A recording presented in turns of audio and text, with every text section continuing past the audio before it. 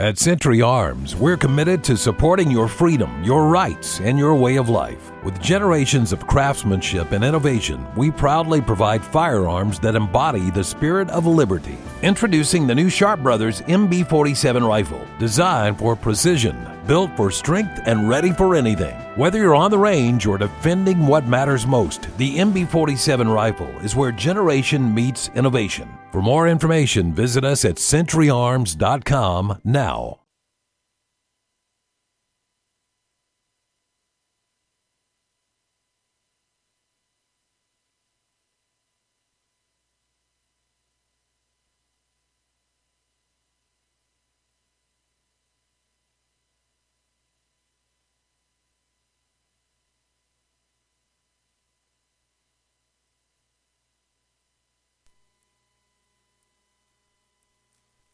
I have come here to chew bubble gum and kick ass, and I'm all out of bubble.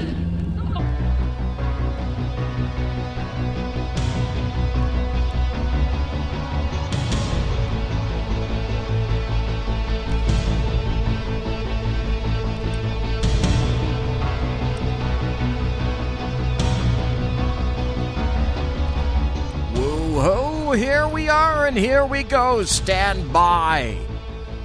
We're on. Ladies and gentlemen, boys and girls, children of all ages, welcome to the Bloviating Zeppelin's Berserk Bobcat Saloon.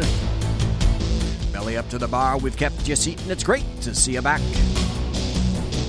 Blaine is going to be a bartender tonight. He pours with the best of them. The lava lamp is indeed lighted to my left, your right. If you happen to be watching on YouTube, go to the SHR Media channel on YouTube. You can watch what's going on right now live.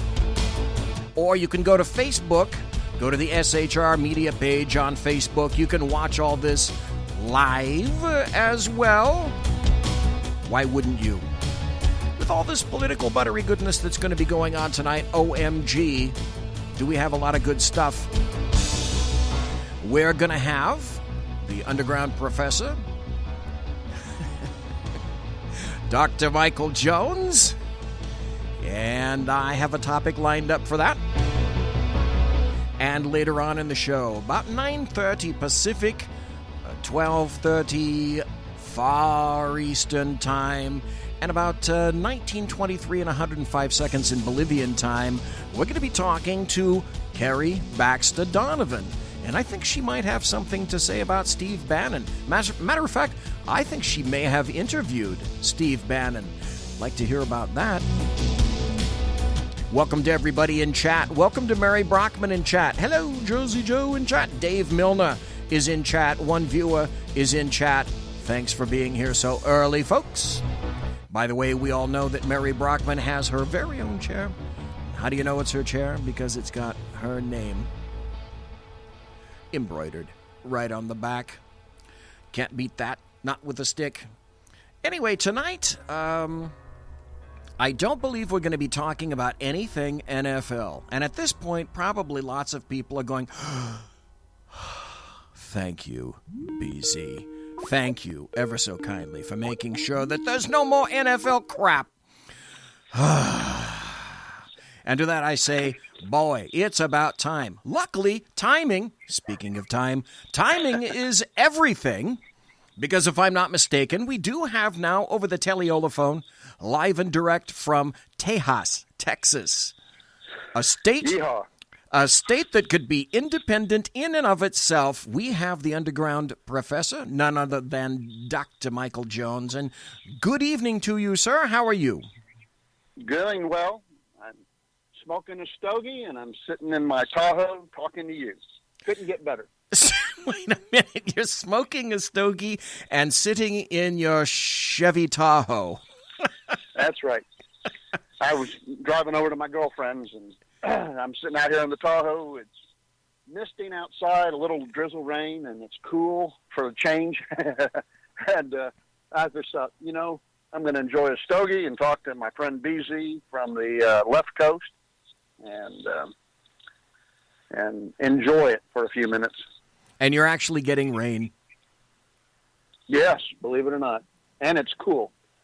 It'll be down in the 70s tonight, like 78, but tomorrow it'll be like a high of 80, 81.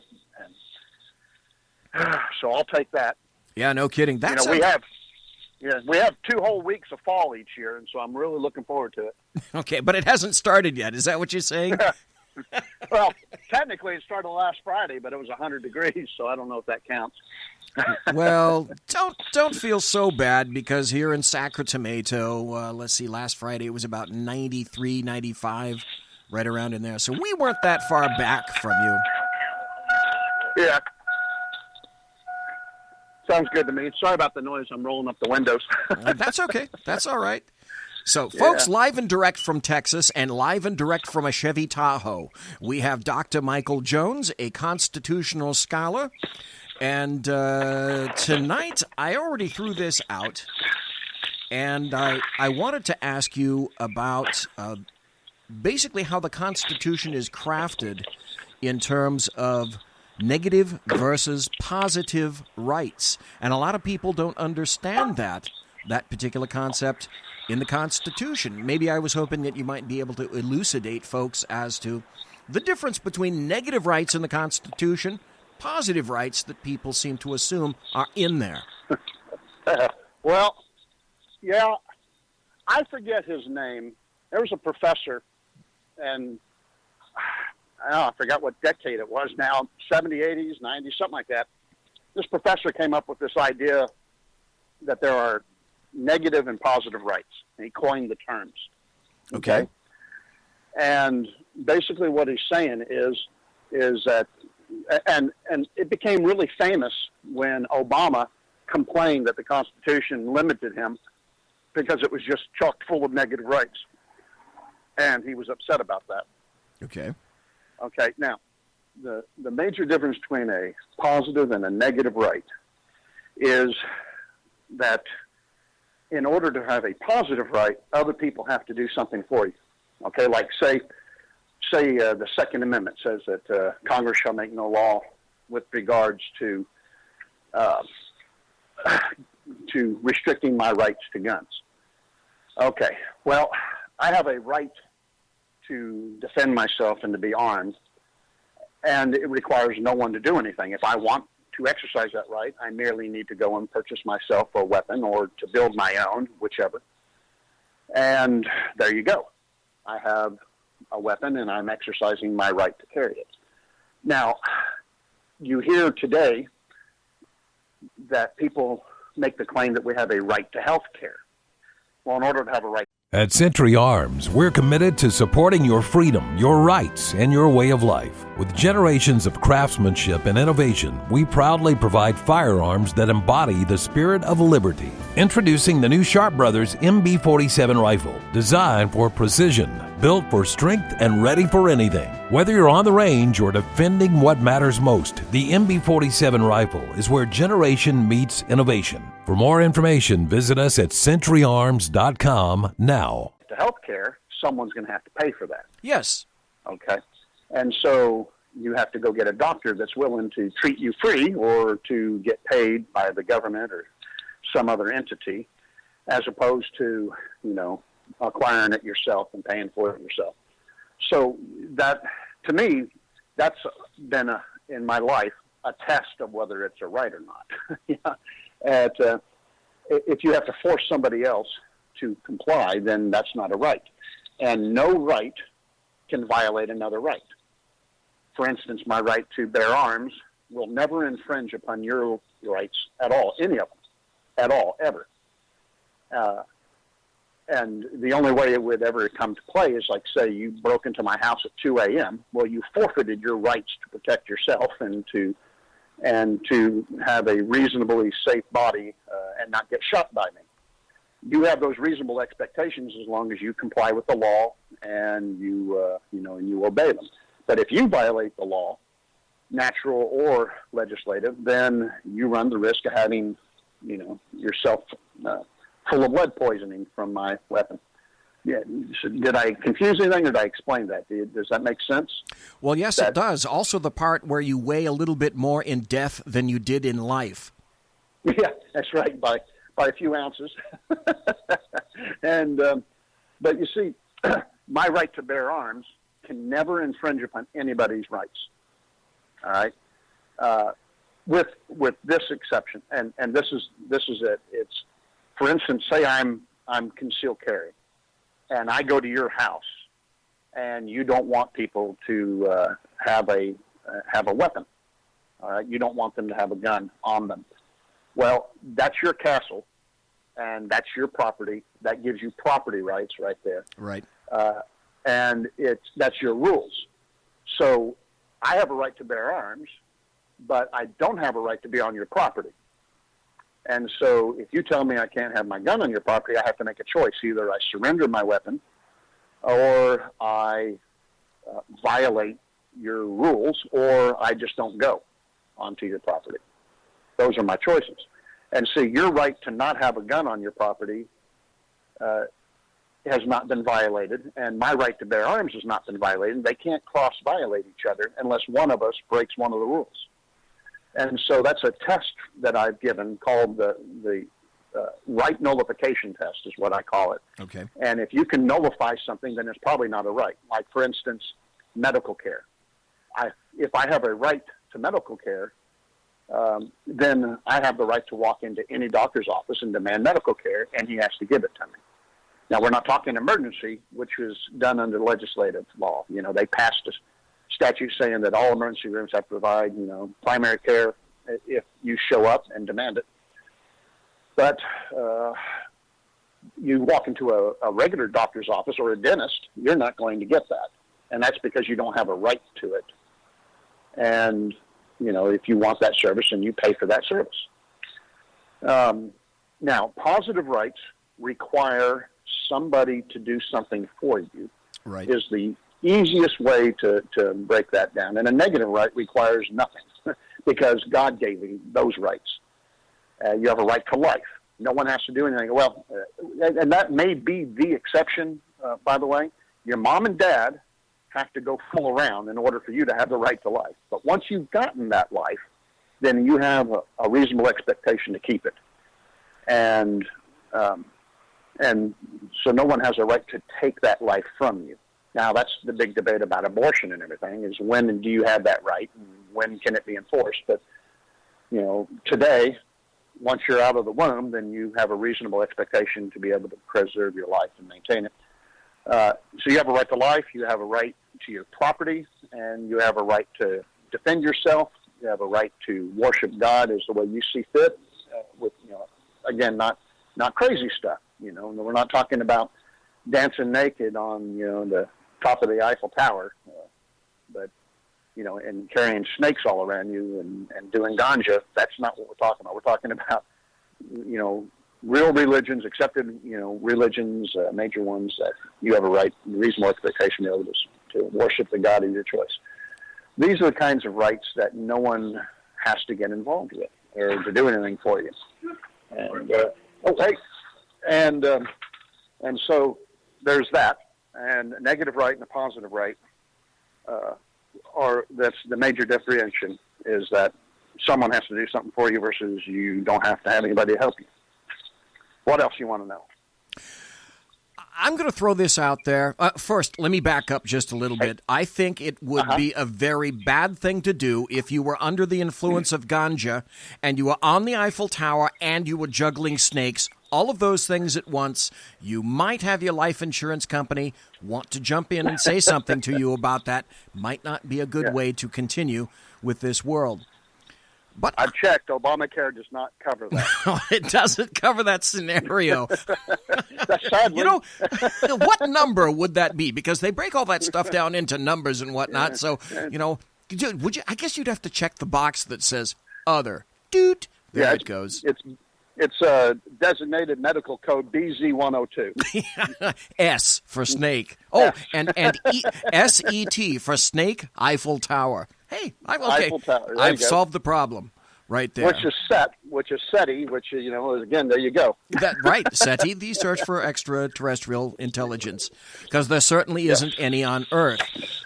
Yes. I believe that the ultimate leftist goal is to try to make federal judges the final arbiter on all issues, kind of great and small. Leftists want to do that. You know, we hear the phrases like living constitution and 21st century constitution. And when I hear those phrases, I have to tell you that all the bells and klaxons go off in my head like that. But let me see if I just to touch base with you, I want to see if I am understanding you properly. Our current Constitution frames much of what we value in what we cannot do. In other words, the government cannot engage in unreasonable searches and seizures. It cannot inflict cruel and unusual punishment. So the individual has a right to not be subject to various things and so forth. But our current Constitution does not guarantee so-called rights to such things as... At Century Arms, we're committed to supporting your freedom, your rights, and your way of life. With generations of craftsmanship and innovation, we proudly provide firearms that embody the spirit of liberty. Introducing the new Sharp Brothers MB-47 rifle, designed for precision, built for strength, and ready for anything. Whether you're on the range or defending what matters most, the MB-47 rifle is where generation meets innovation. For more information, visit us at centuryarms.com now. Like you mentioned, housing, a right to clothing, a right to food, a right to a job. And I would call those rights, and I think you said it in just another way, I would call those rights that place upon the state to obtain the resources from other people to pay for them. All right. It's exactly what they have to do, which is why the progressive income tax is so heinous. As they take money from you and they give it to somebody else who has not earned it and may or may not deserve it, but that's not even in question. They haven't earned it. It's not their money. And you're being forced to help them out and be charitable whether you want to or not. And, you know, the left calls that charity. The left calls that humane. And I think it's wrong. It's certainly unconstitutional. The thing about the Constitution here, BZ, is this. It does not contain a whole bunch of individual, or it does not contain group rights, period. Yeah, okay, there you go. And, yeah, and it does not spend a whole lot of time telling you what citizens can do. Okay? It's mostly focused on this. It's telling government what it can't do. And the reason for this is, as Madison Hamilton eloquently wrote in the Federalist Papers, we require some form of government if we're going to live together in a civil society. And so we place rules on the government, and then we oblige it to live within those rules. And we did for about 150 years until the switch in time saved 9 by the Supreme Court, and they started ruling that Roosevelt and all this New Deal crap, which was completely unconstitutional by any reading of it, they switched the vote in order to preserve the Supreme Court's 9 justices. And then, you know, Katie barred the door. The rest of it was, you know, just going downhill on us from there. So what it spends most of its time is telling government what it can't do to protect us. And that's the primary focus of the Bill of Rights. It's not listing my rights. It's not giving me rights either. Right. It's simply saying these are things that the government can't mess with. And it also tells the government what it can do. It lists, for instance, 7 enumerated powers of Congress. Okay. Yes, 7. That's right. I said 7. You know, but you hear Nancy Pelosi when she's asked what part of the Constitution justified Obamacare, and she said, get serious. Ask a serious question. Meaning they have the assumption they can do whatever the hell they want to us because they're in Congress and they're our overlords. And the Constitution is very careful to set up that these people are leaders, not rulers. That they are managers on our behalf because we don't live in a democracy. I don't care how many times people like Hillary Clinton go on talk shows and say Trump is not ready for democracy. Well, okay. Well, I have no problem with that because I'm not ready for it either. Right. He isn't. Good. You know, that's true. She said it. Yep, and we're not a democracy, but that is from the Fabian socialists' overtaking of progressivism in our country. they changed the word so that people start using the word democracy. Now, the Founding Fathers used it too, kind of loosely, but they didn't mean it the same way that we are trying to mean it today. And they're trying to establish it in this country as a democracy so that they can justify mob rule, majority rules, as long as the majority rules their way. If it doesn't, then you're a racist, homophobic, misogynist, white, Christian, male, whatever. But the concepts were to limit government because men are no angels and we need government. But it was to remind government that they are temporary holders of power that we cede and give temporarily during each election to government to conduct our business for us. And this is why we're a republic, because we hire people to go and conduct the business of government so that we can live our lives and pursue happiness. And the Constitution is supposed to corral them and establish on paper what they can and cannot do. Of course, their separation of powers, they were supposed to guard their own powers jealously from each other. The courts were supposed to protect us. The executive branch is there to enforce law and to protect us from overreach by Congress, vice versa. And we, the people, were supposed to be involved by voting and by communication with our elected leaders. But mostly we've failed to do that. And what we've created now is not leaders but rulers, and they are now controlling us, regardless of what the Constitution says or does. Well, and we've been allowing it over and over and over. Yes, with these rules and exceptions, and so that's our fault. And the education system was designed by the Founding Fathers. It was specifically designed to what's the word I want? To propagandize? No, that's not the word. What is it when you brainwash somebody? I can't think of the word. Brainwash. Yeah, brainwash is perfect. Yeah.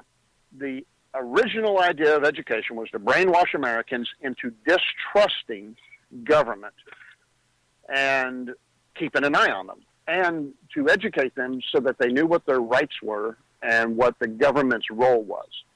And when the Fabian socialists started taking over education, when we'll just call them progressives now, but when the progressives started taking over education, they changed the role of education into brainwashing people into trusting government and looking to government as a solution and answer for all problems at any level, and to not know their rights and privileges as citizens so that they would not know when they've lost them.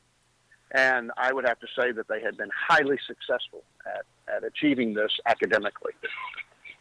Now, you called some folks, and I'd like to see if you can define this for me, because honestly, I do not know, which is why I'm asking. Hey, John, hold on 1 second. John. We'll wait. Go ahead. I'm sorry.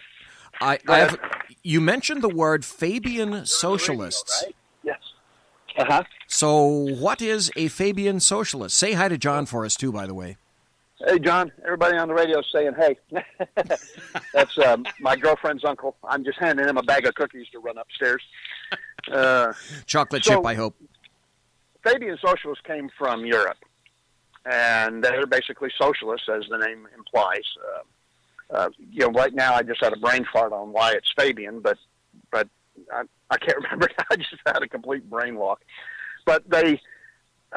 At Century Arms, we're committed to supporting your freedom, your rights, and your way of life. With generations of craftsmanship and innovation, we proudly provide firearms that embody the spirit of liberty. Introducing the new Sharp Brothers MB-47 rifle, designed for precision, built for strength, and ready for anything. Whether you're on the range or defending what matters most, the MB-47 rifle is where generation meets innovation. For more information, visit us at centuryarms.com now.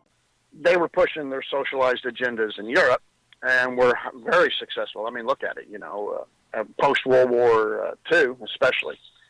The parties of Churchill lost, right, and Labor won, and it moved into a socialist paradise. Soviet Union was created, and of course prior to, but still, all of that is part of that. And so they came over to America. There was a time before World War II that it was very, very, it was a fad to be socialist. And the only reason that America stopped liking socialism is because of the Nazis, which are socialists, made it seem bad. And then, the communists started doing horrendous things. And so a lot of Americans abandoned it and instead treated them as the enemy of freedom, which they are. But the socialists kept working at it, and they became part of both political parties. Today, we skip through time. Today, what we have, we call them the establishment in either party. The progressives are pretty much, 95% of the Democrat Party and 20-30% of the Republican Party. However, they constitute a much more deeper impact to Republicans over the fact that most of the leadership of the Republican Party is socialists. They're Fabian socialists or progressives. And the idea is that they were going to go into both political parties so that no matter which party was in power, socialism would always continue to march forward and not lose any ground. Like in other places where the Tories would win and then, socialism would come to a screeching halt for a while. In America, it just when Republicans are in power, socialism progresses at a slower pace, that's all. And look at what McConnell and Ryan and those idiots are doing to this country, and McCain and everybody. And, the proof's right there. Oh, yeah. Don't think we're not going to talk about that after a few more minutes. Let me throw something out to you. And I'm curious if you think that this is sort of the way that things are going. I'm going to sort of theorize that leftists want to enable a sort of a solid privileges or immunities clause, which becomes open-ended, and therefore it becomes susceptible to interpretation by all of their little pre-chosen federal judges. So I like to say, okay, do the logical extension, and to me that's this. They're going to attempt to create new rights, which their goal is, in my estimation, to guarantee social or economic equality or justice. And that's nothing but, as far as I'm concerned, the doors being opened wholesale to people taking your possessions, your property, and redistributing everything that you once owned to everyone else as seen fit by your government. Does it seem to you that we're moving that direction? Yeah, we're slouching there.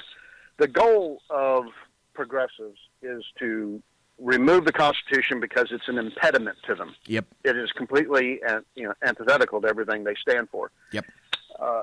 And completely for agree. And for a long time, I had a very hard time accepting my own conclusions that they want to overthrow our government and establish a new one. It just seemed incredible to me that anybody would ever want that, but they do. There's always a group of people who think they know better how to rule everybody else, and if we would just listen to them, everybody could be singing Kumbaya, and we would all be equal and all be affluent. Although history always shows that only those leaders are affluent and everybody else is equal in misery. And history is replete with that. It cannot work because people are people. We're flawed. We're fallen biblically, and until we're raised again in the second coming of Christ, we're not going to be able to attain anything that they think they can obtain. But they have to overthrow our government in order to establish one, and I think that almost everything that they do is designed to create chaos, to bankrupt us, Agreed. And to put us in a position that eventually we're going to beg them to save us. And then they'll be ready to step in and create a new form of government and replace the one we have. And we're all going to be sitting here scratching our rears thinking, how did this happen so fast? How is this always ready? And how did we let this happen? Yeah. And the simple fact is we will be the architects of our own doom, just like Abraham Lincoln, declared, and we're doing it. Frog meat, slowly boiling pot. We're going to have to hit a break here in a second, but Dr. Michael Jones, tell folks where you can be found, where you can be read, and you're going to be on the radio in the future, sir. Yes. Matter of fact, I've been making arrangements. I'm redoing the office. And the only thing that's keeping me from it is the fact that I'm not getting off work and home before 7 or 8 o'clock every night. Oh, crap. But it looks like things are calming down, and I really, really, really hope to be on the radio very soon. And I may just have to switch some days up. Instead of doing the days I want, I may start going back to the old Sunday radio shows and stuff when, I knew I could do it. But I will post that on the undergroundprofessor.us. Okay. Undergroundprofessor.us or Twitter @undergroundprof. I also Periscope with that same handle @undergroundprof, PROF. I ran out of letters. And we have a YouTube channel too, the Underground Professor. We're going to Facebook Live. We got a whole bunch of stuff going on. We're about to start the Minuteman Minutes. I've made a couple, and I'm tweaking them, and then we're going to actually introduce the Minuteman Minutes, which are 1 to 2, 3 minute little things, like over the Second Amendment or something. It's something that interests me, and I'll teach you a little bit about it. And we're about to start doing some things like talking a little bit about the history of Jefferson and Washington and these guys, because people don't know who they are and what's going on. And this is why we are now having a debate about taking their names off of schools and memorials and everything. The first Minuteman Minute we're doing is about George, which is the little black the statue-looking guy. The statue.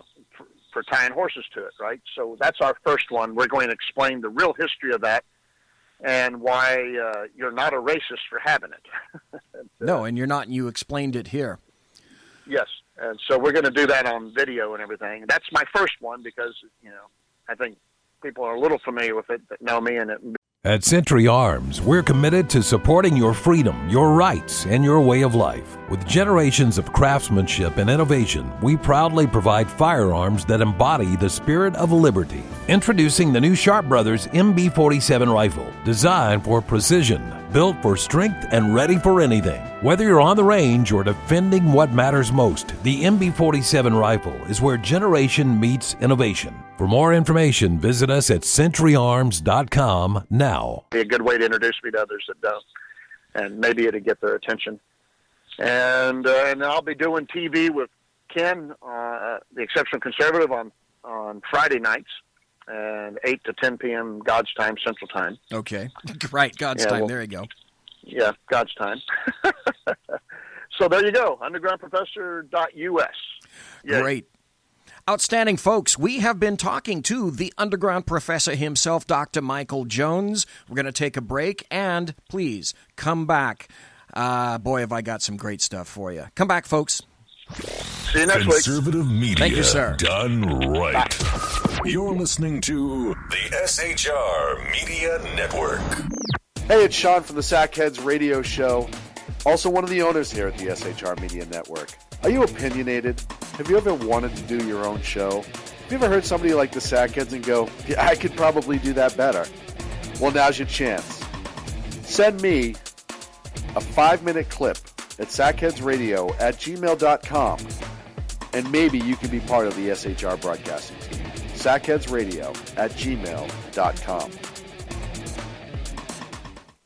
Times are dark. The people are misled by corrupt politicians, lied to by establishment media, and deceived by the false messages of Islam. A nation looking for direction needs a guide. It needs a man with a cane. I'm Dave Milner. Join me on Spreaker, SHR Media, Pundit Press Radio, and YouTube through the SHR Media page for a different kind of commentary on the unpleasant blind guy. Because the truth is not always pleasant. In a world controlled by corrupt politicians, You got a business. You didn't build that. a team of ordinary men emerge from the ashes to give voice to the voiceless and hope to the hopeless.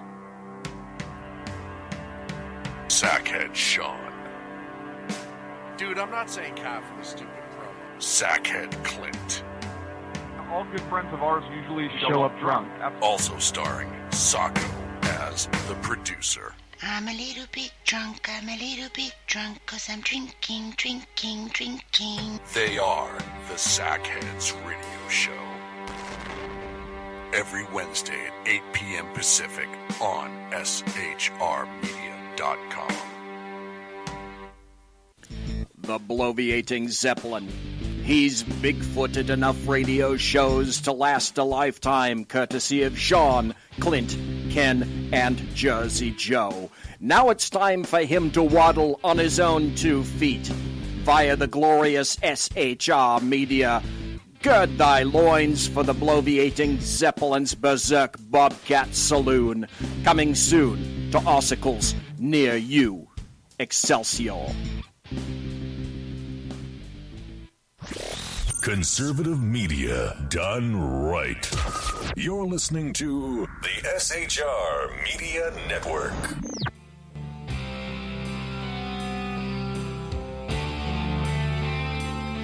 Ladies and gentlemen, boys and girls, children of all ages, you're listening to the bloviating Zeppelin's Berserk Bobcat Saloon, live and direct here on the SHR Media Network. It is September 28th, 2 more days to go in the month. And the older you get, holy crap, the faster time moves. It seems 2 more days till the end of September. It's already fall. Pretty astounding, if you ask me. I have to play a cut for you now.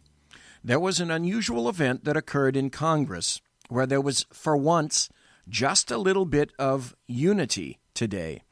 And that's when Steve Scalise returned to Congress himself, to the House of Representatives, and that was after that terrible GOP baseball practice shooting where the one guy actually went directly after Scalise. And Scalise, because he's a member of some very powerful groups, some committees, he actually had protection. He had 2 officers who were there, a black dude and a white chick, and they shot and killed the particular assailant, and they were shot themselves. Both of those officers were shot themselves. And that is an incredible testimony to the fortitude of those folks, because not only did they end up protecting Congressman Scalise's life, but all the rest of the other GOP representatives and individuals who happened to be right there on the field. And here's Steve Scalise coming in on crutches. He refused to come in a wheelchair, and he refused to come in on a scooter. And there were some actual good words to be said about him and some things he said himself. To mark the return to the chamber of our dear friend and colleague from Louisiana, Mr. Steve Scalise. The chair now proudly asks, for what purpose does the gentleman from Louisiana seek recognition? To speak out of order, Mr. Speaker.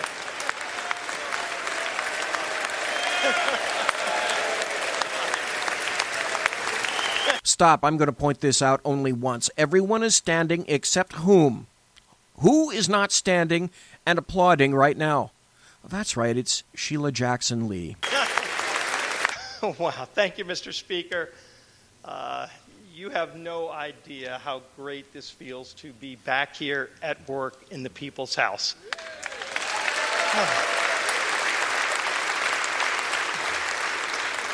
As you can imagine, these last 3.5 months have been pretty challenging times for me and my family.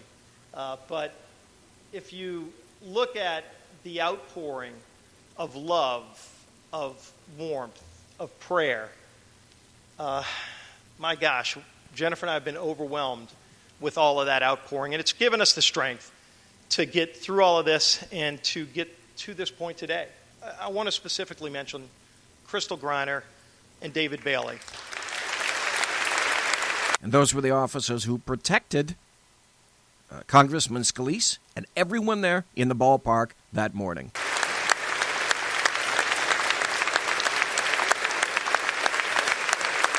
Everyone stands up except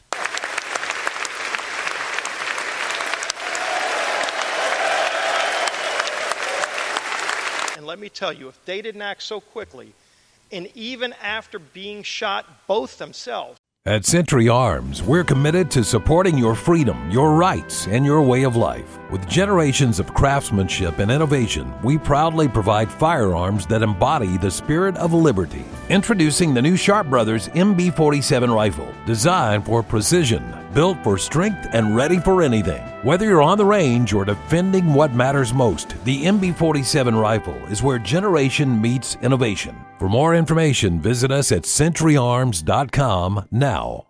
Continued to engage the shooter and ultimately got him down, which not only saved my life, but saved the life of a lot of other people that are here in this chamber today. Crystal couldn't be with us today, but David Bailey is with us. David, you are my hero. You saved my life. And everything. Thank you so much.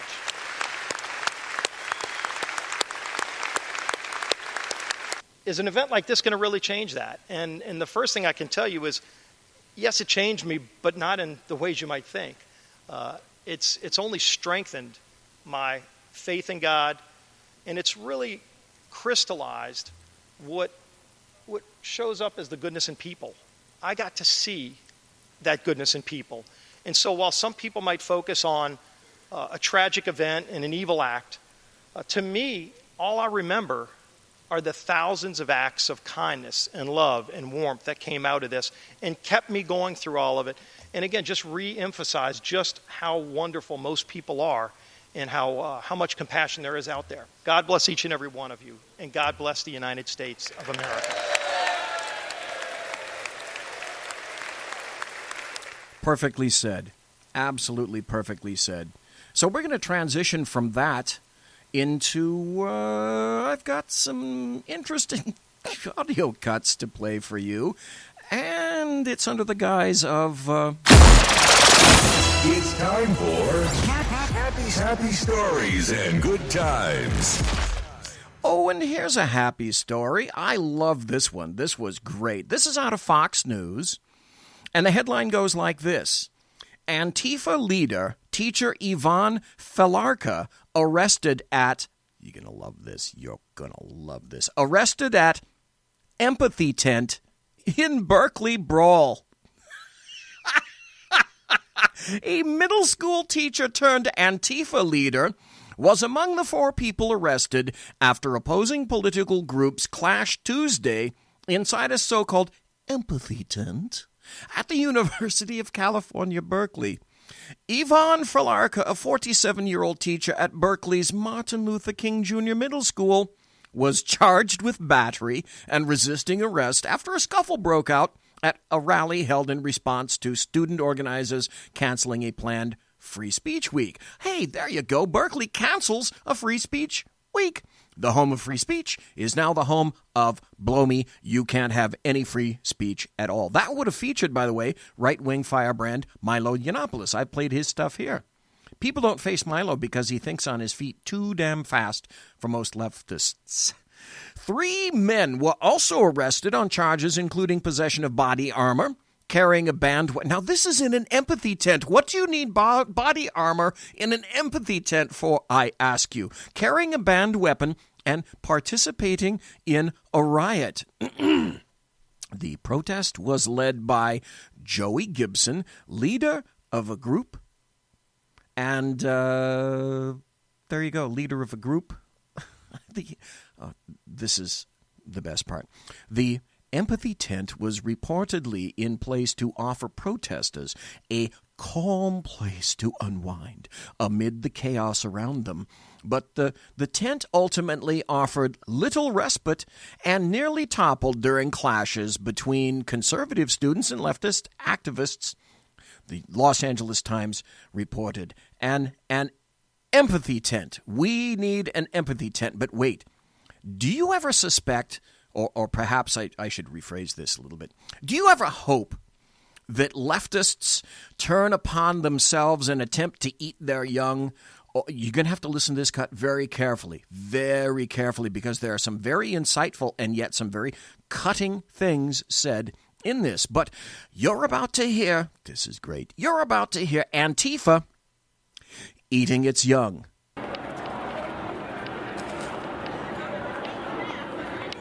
Oh, Oh, who are they going to eat? Oh, they're going to eat a Caucasoid because he's white.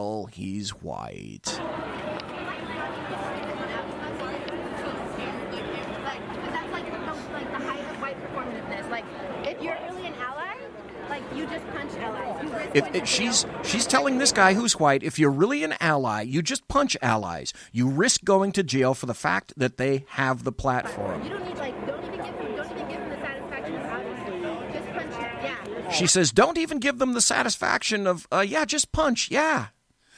And he asks, are you seriously? I'm seriously telling you to do the work, yeah. Dude, he says, dude, you have no idea. I put in the work. And she says, punch a Nazi. Stop yelling about it. Be about this shit if you're a white ally.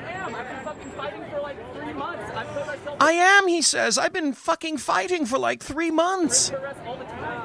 I've put myself at risk for all of us all the time.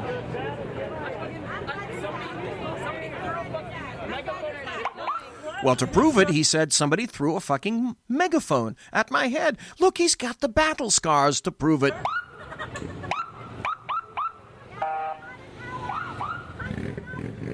She says, oh, you're not an ally, though. Punch a Nazi.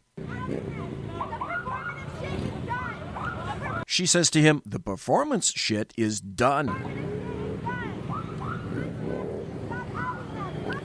She says, punch Nazis, punch them. Beat their fucking ass if you're an ally. To the white guy, who is a member of Antifa. Do it, she says. Be about this shit. Uh-oh, he said, you're pathetic. Uh-oh. He says, I was here last time. Fucking people fought, and I fought back too. Apparently that's not good enough for her.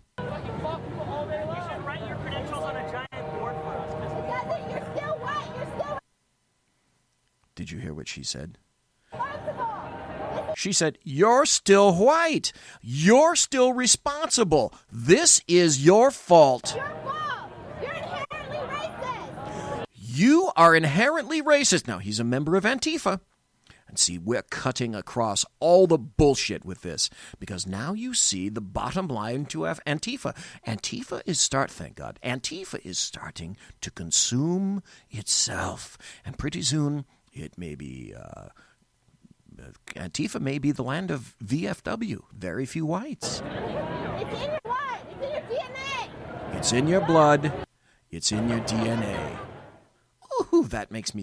At Century Arms, we're committed to supporting your freedom, your rights, and your way of life. With generations of craftsmanship and innovation, we proudly provide firearms that embody the spirit of liberty. Introducing the new Sharp Brothers MB-47 rifle, designed for precision, built for strength, and ready for anything. Whether you're on the range or defending what matters most, the MB-47 rifle is where generation meets innovation. For more information, visit us at centuryarms.com now. Feel good. This made me feel good, too. This was an article that you may or may not have heard about. And I bring it up here because it starts out really positive, and then when it gets into the hands of leftists, well, guess what? It goes negative in about 2.35 seconds. It's about Frank, who decided that one day he was going to mow the lawn. And so it started with a letter to the White House, which said, Dear Mr. President, it'd be my honor to mow the White House lawn some weekend for you. Even though I'm only 10, I'd like to show the nation what young people like me are really for. I admire your business background. I've started my own business. I've been mowing my neighbors' lawns for some time. Please see the attached flyer. He says, here's a list of what I have, and you are free to pick whatever you want. And the list is power mower, push mower, and weed whacker. And he says, I can bring extra fuel for the power mower and charged batteries for the weed whacker. And he says, I will do this at no charge. Sincerely, Frank. So, 11-year-old Frank from Falls Church, Virginia, comes to the White House about 2 Fridays ago. I think that was the 15th. and he mows the White House lawn. His name is Frank. He's 11 years old, from Falls Church, Virginia, and he might put the National Park Service out of a job keeping the White House grounds maintained. You see, Frank, who also goes by the name FX, he wrote to President Donald Trump offering his lawn mowing services at no charge. FX, a 10-year-old boy who calls himself FX. He got national attention last month when White House Press Secretary Sarah Huckabee Sanders read his letter on live television. Dear Mr. President, it would be my honor to mow the White House lawn for some weekend for you. Even though I'm only 10, I'd like to show the nation what young people like me are ready for. I admire your business background and have started my own business. I've been mowing my neighbors' lawns for some time. Please see the attached flyer. Here's a list of what I have, and you're free to pick whatever you want. Power mower, push mower, and weed whacker. I can bring extra fuel for the power mower and charged batteries for the weed whacker, and he'll do that with no charge. That's absolutely grand. So the better part of it was this. I wish you could see this. Someday I'll be able to figure out how to put stuff up on YouTube so that you can actually see the video. But as he's mowing the lawn diligently, well, who exits? But President Trump.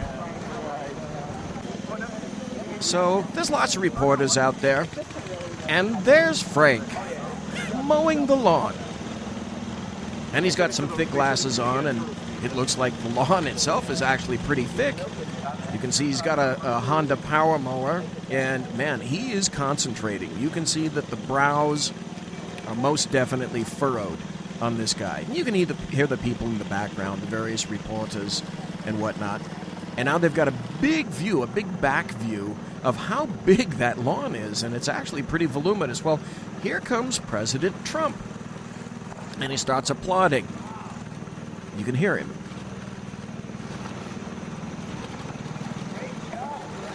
Great job, Frank. Frank ignores him. Frank just keeps mowing. This is priceless. So Trump backs up so this kid can make a turn with his lawnmower. This is great. Now he fist bumps the kid. His dad comes over. And finally, Frank decides he's going to continue mowing. And then he gets a high five from President Trump. This is classic. Absolutely priceless.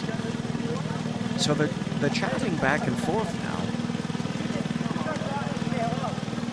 And so finally, there he goes. He turns off the power mower. And he and the president are having a little chat. Dad. Can we get a photo? Can we get a photo? Future of the country right there. You're lucky. That's the real future of the country. Way to go. So what do you want to do when you grow up? Become a son, Frank. A Navy SEAL. Well, he'll make it. There's no doubt about it. Frank wants to be a Navy SEAL when he grows up. That was classic. Absolute classic. That's a good time. Okay, so... Oh, but wait, you can't let... The leftists cannot leave something as simple and honest as this. They can't allow it to stand. Could it? No, they can't do that.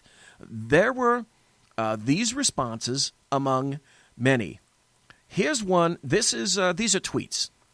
So, and you knew this was going to come, but I'm going to read it to you because this shows you, this illustrates how extremely ridiculous leftists are. They just can't enjoy the moment. Do any of these people have a life or have any fun at all? Here's a tweet from Paul. I didn't know that the White House advocates unpaid child labor. Casey Thomas Snyder said, LOL, still employing child labor even in the White House. Guess it's not limited to the 6-year-olds that make his and Ivanka's clothes. Here's another tweet from Gary Legume. Impeach him. Trump violates child labor law for photo op. And then there's another tweet from a guy named FLP. He says, does Ivanka know about this? She has a position for him in a sweatshop. Jock says, so a kid is taking away some adult's full-time job. How is it that he's allowed on White House grounds and other people are not? They don't even get it. They don't get it in the fucking slightest. They cannot allow even a moment like this to occur for Trump in the White House. Now, here's an interesting article from Twitchy.com. Why, and it's a damn good point, why Trump won.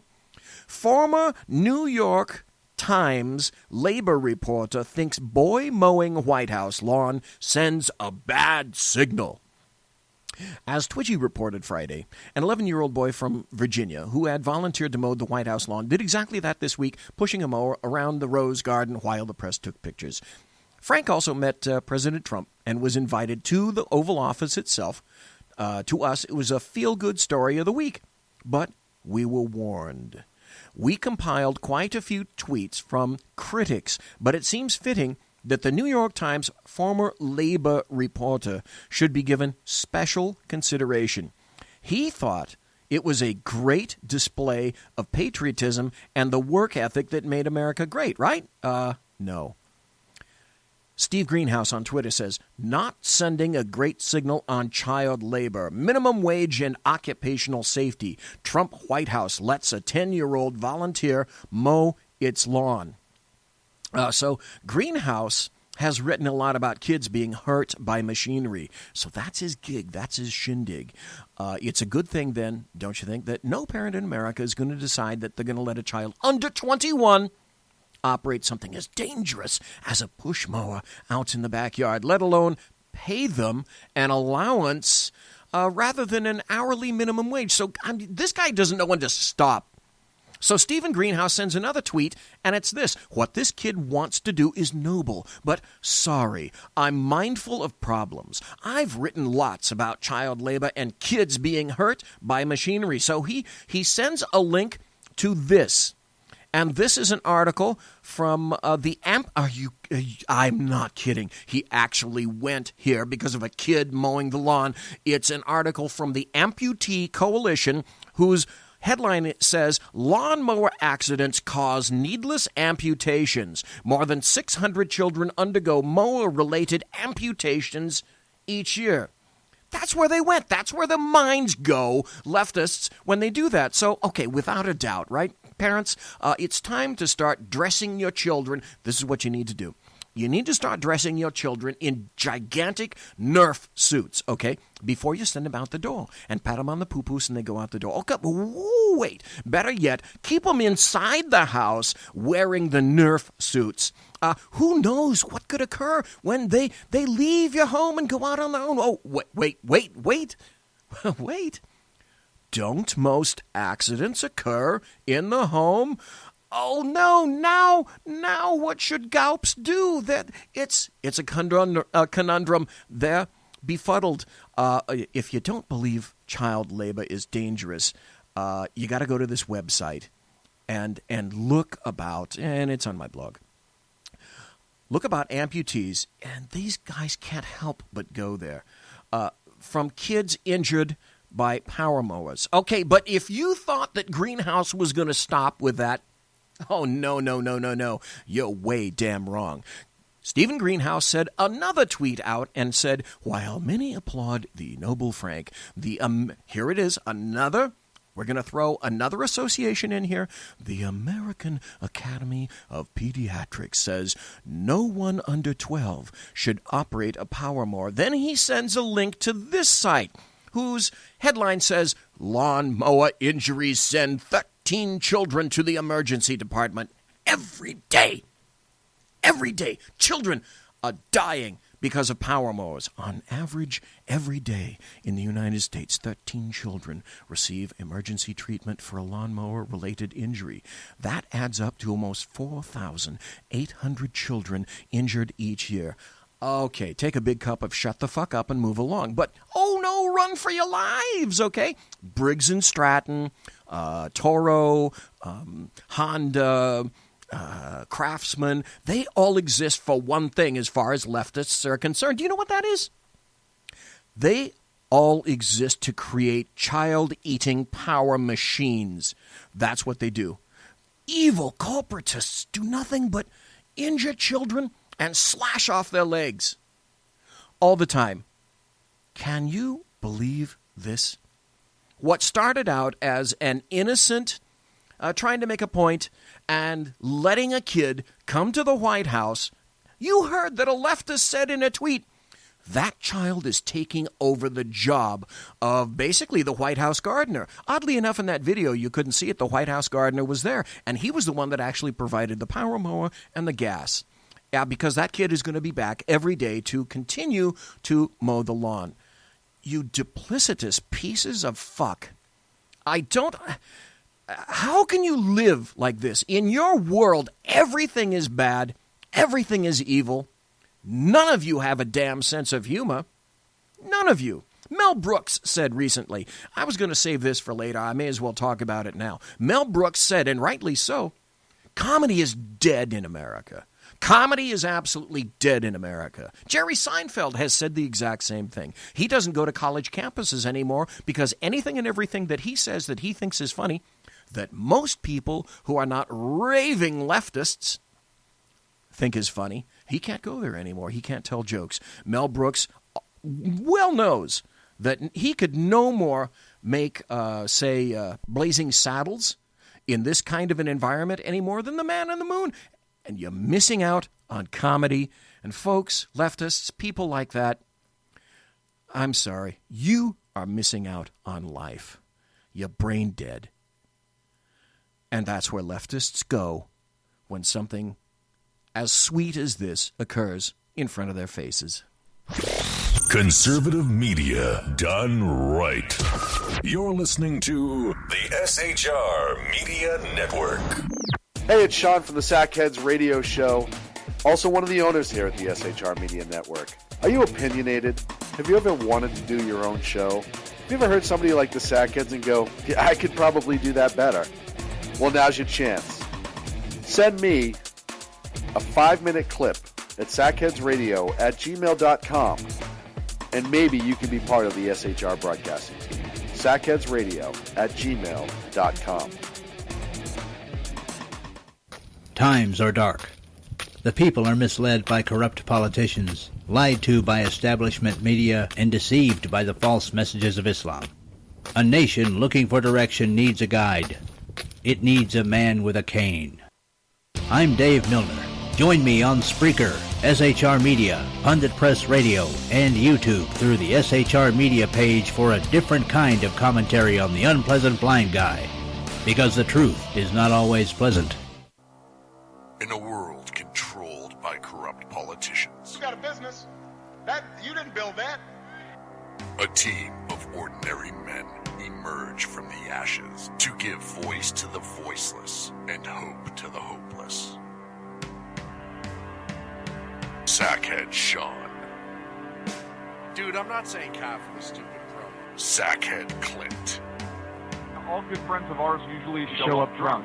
Also starring Sacco as the producer. At Century Arms, we're committed to supporting your freedom, your rights, and your way of life. With generations of craftsmanship and innovation, we proudly provide firearms that embody the spirit of liberty. Introducing the new Sharp Brothers MB-47 rifle, designed for precision, built for strength, and ready for anything. Whether you're on the range or defending what matters most, the MB-47 rifle is where generation meets innovation. For more information, visit us at centuryarms.com now. I'm a little bit drunk, 'cause I'm drinking. They are the Sackheads Radio Show. Every Wednesday at 8 p.m. Pacific on SHRmedia.com. The bloviating Zeppelin. He's big-footed enough radio shows to last a lifetime, courtesy of Sean, Clint, Ken, and Jersey Joe. Now it's time for him to waddle on his own 2 feet via the glorious SHR Media Gird thy loins for the bloviating Zeppelin's Berserk Bobcat Saloon, coming soon to ossicles near you. Excelsior. Conservative media done right. You're listening to the SHR Media Network.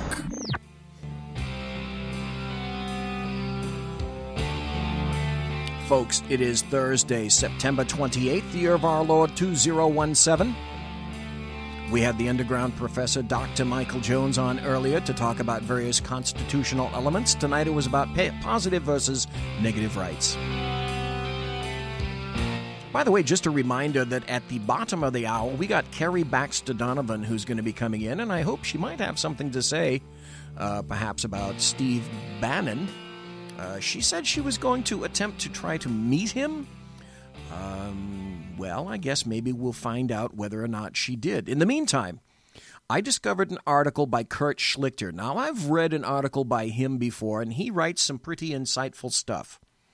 It turns out he writes at townhall.com. They primarily publish his work. If perhaps you were wondering why it is that the GOP seems to be betraying us left and right, I think in about 3 or 4 pages, he's nailed it. And so I do this when someone writes an article that has such incredible insight and yields a little bit of an epiphany that I'm gonna read it now. It's exquisite, absolutely exquisite. It did appear at townhall.com, and if you guys go there and want to read along for a while, let's see, the article is called Conservative Inc., as in Incorporated, is being replaced by us militant normals. Uh-oh. You can see things are going to go bad because he starts out using the word normal itself. And he starts, I guess now we're not supposed to be fighting culture wars anymore. Man, it's so hard to keep up with these ever-changing new rules. I'm old enough to remember way back to 2016, before Trump got nominated, and I could have sworn Conservative Inc., as in Incorporated, was gung-ho for the whole culture war thing. But then Trump actually fought it, taking on the big, soft target that is the spoiled, semi-literate athletes who like to rub their contempt for the flag we love in our faces in the guise of wokedness. Now we suddenly discover that fighting back is horribly uncouth and déclassé and, oh, well, I never. Gosh, I would have thought from all those cruise panels and how our crumbling culture is slouching toward Babylon and the need to resist the liberal onslaught that maybe we ought to actually resist the liberal onslaught. But see, that was my mistake. I took it seriously when Conservative Inc. promised to fight the leftist blitzkrieg against normal Americans. It was all a scam, a lie, a pose for us rubes. The true cons didn't actually mean it. There's a lot of that there's a lot of that not meaning it going on at the GOP right now. Exhibit A, people brought this up before, Exhibit A, John McCain. Didn't the underground professor talk about John? I believe he did. Who ran ads touting how he was leading the way in opposing Obamacare, only to give it aid and comfort when someone in the White House would actually sign its repeal. He's the guy the establishment designated to lose to Barack Obama in 2008. And he was sure up to that task. But in retrospect, thank goodness, because McCain's inevitable presidential betrayal of conservatives by breaking his word then and treating GOP voters like he treated his first wife, would have done exponentially more damage to conservatism than Trump being prevented from keeping his word today ever could. It's so good to know that despite his wonderful, close, awesome friend humiliating him while lying to Arizona's voters, Lindsey Graham is still the Blue Falcons' buddy. No hard feelings. There used to be a thing called conservatism, and I knew it pretty well, since I was part of it for about a third of a century. But conservatism changed, becoming less about principles, though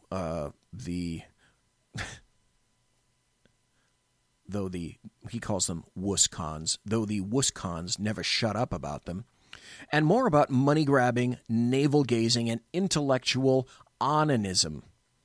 By the way, if you don't know what onanism is, that's masturbation, just another word. It's in the dictionary.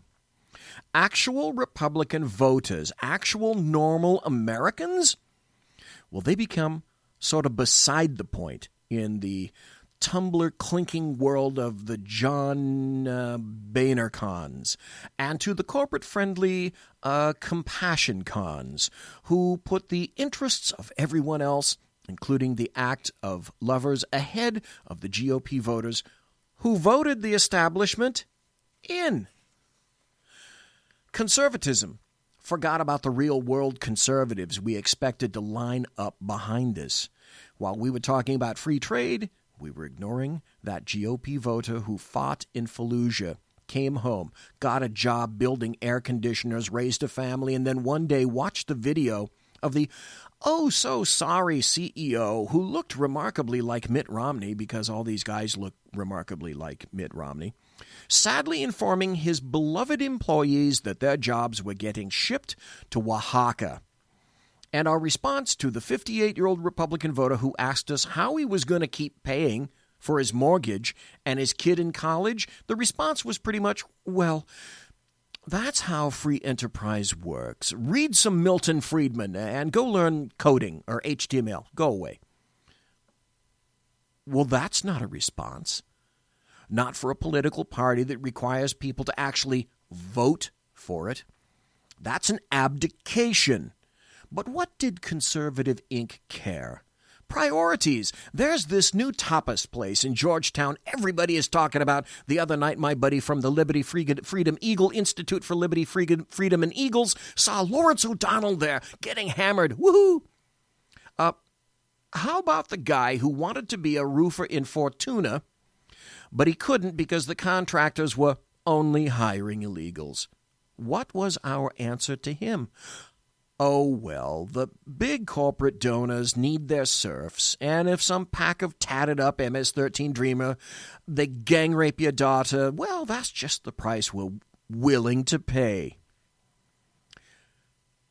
They try to crush our religion, and Conservative Inc. cowers because Apple's CEO might say mean things. Just bake the cake, they say. It's not worth the fight.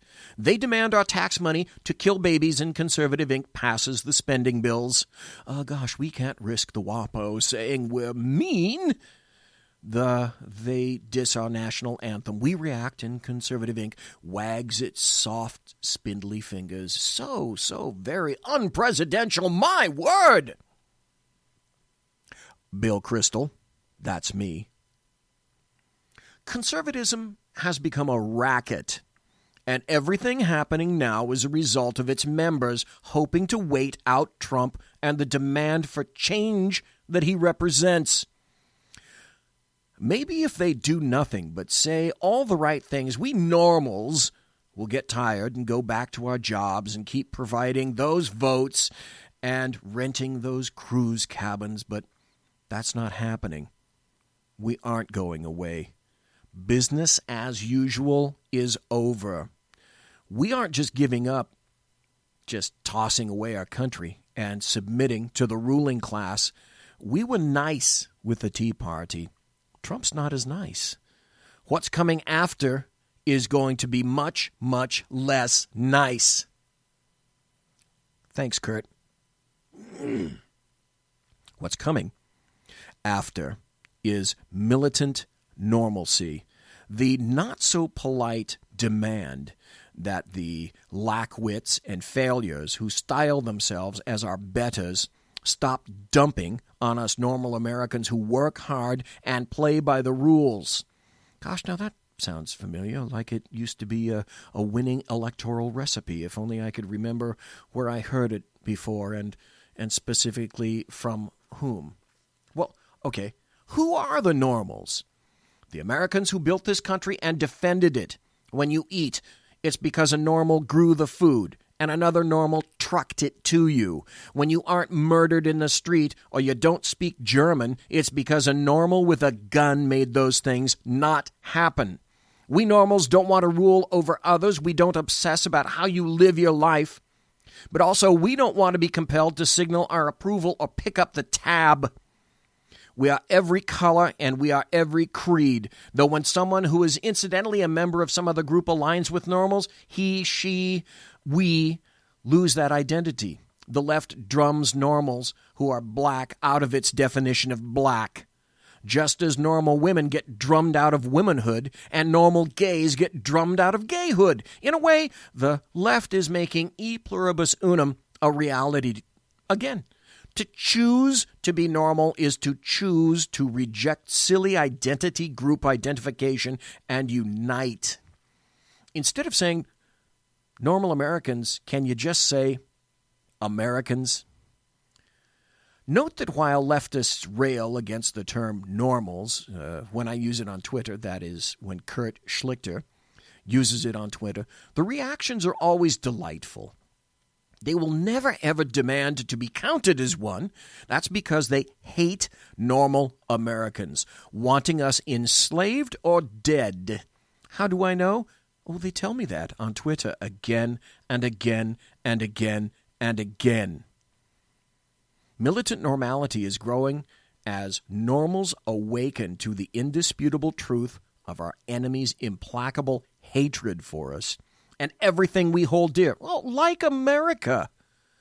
The sign of moron sports ball players disrespecting normals warms libs' frigid little hearts, and make no mistake that this is aimed straight at us, not at some musical number. All these cultural aggressions are aimed at us, from demanding you obey their pronoun proclamations to requiring your daughter share a toilet with a dude in a skirt. This is how they seek to break us. That's why the shameful abdication of conservative ink in the cultural light, in the cultural fight, is both important and irrelevant. It demonstrates that the first loyalty of many folks in the conserva racket is to the ruling caste to which they belong. And it also demonstrates that these wimps' absence from the battle means nothing. So, what'll happen? We'll fight this fight ourselves, thanks. Sometimes we'll fight it by rediscovering the joy of a late evening without hack TV comics lecturing us about healthcare. Hey, Jimmy Kimmel had a sick son, and that unusual and unique experience means he has unusual and unique insights. Sometimes we'll hit the remote and spend our Sunday not watching Future Vegetables, hating on our country when they aren't smashing into each other. Sometimes we'll mock these idiots mercilessly. We may even launch a conservative insurgency. And if they keep pushing, getting violent, and trying to strip us of our sacred rights, we might even get more frisky. And then it'll get ugly. Kurt's last paragraph. But we're not giving up, and we're not going to sit back and take it. Militant normalcy is the result of normal people roused to anger and refusing to be pushed around anymore. We prefer a free society based on personal liberty and mutual respect. But if you leftists veto that option, that leaves us either a society where you rule and oppress us, or one where we hold the power. So let me break this down, both for the left and for their... At Century Arms, we're committed to supporting your freedom, your rights, and your way of life. With generations of craftsmanship and innovation, we proudly provide firearms that embody the spirit of liberty. Introducing the new Sharp Brothers MB-47 rifle, designed for precision, built for strength, and ready for anything. Whether you're on the range or defending what matters most, the MB-47 rifle is where generation meets innovation. For more information, visit us at centuryarms.com now. Fussy FreedoCon enablers. You don't get to win.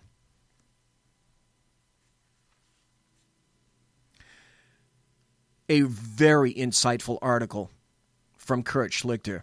That has to be our clarion call. We can't afford to let these people win, because it's all about, just as the underground professor said, it's all about trying to rid the United States of what made it the nation where everyone wants to go. Every level of civilization in the United States, Western civilization pretty much entirely, Antifa, leftists, Democrats, and now way too damn many Republicans, what I call the establishacks, want to just let this nation go. Why? Especially on the establish side? They've got theirs. And really, I don't think it translates to much more than that. They have theirs. Do you remember what I told you about a week ago? I had what I considered to be a startling revelation, and I called it the DC axiom. And finally, somebody in the media, and I had a clip of it, it was Judge Napolitano, who was weighing in on Jeff Sessions' reasoning for not going after Hillary Clinton. I knew this inherently all along, and I'm sure you did too. It's just that Judge Napolitano had the balls to be able to vocalize what we inherently felt and knew within us, because we knew it's right, it's proper, it's correct, which is why BZ calls it the DC axiom. And what it was essentially is this: people in power, currently, right now, Republicans, people in power are afraid that if they go after the wrong folks, or the wrong set, or the wrong subset, when power flips, and it always flips, that those people who were pursued will go after them. 'Cause nobody's perfect. And for fuck's sake, we sure as hell don't want to turn the DC swamp upside down. They like it just the way it is right now. So now you have a pretty good idea of why it is that things are not getting done. And as I told you, it's the DC axiom. Now, if I'd been thinking, I would have had that cut by Judge Napolitano up and ready to play to you. Maybe next week, maybe Tuesday. I don't have the ability to get in the confuser right now and do it. And at this point, it's not really pertinent. But the Kurt Schlichter article nails it. That's why I read it to you, because he gives voice to what it is that we inherently know. You go to bloviatingzeppelin.net, and that's the reason you listen to me, weigh in on comments, etc., while you're listening to the show now, live, in podcast, you're in the chat room, is because I state the obvious. Now, it's obvious to you because you have a brain, not obvious to quite a number of other people. But I write on that blog, and it's up on my masthead. It frequently says, I am pushback. And I have trolls. One of my most recent that actually wrote semi-cogent sentences to me in comments, who I am now banned because he's become a pisshead. But at least I let him stand because he didn't say shit and fuck all the time in his comments and make it all about me. The comments generally are all emotional and few facts.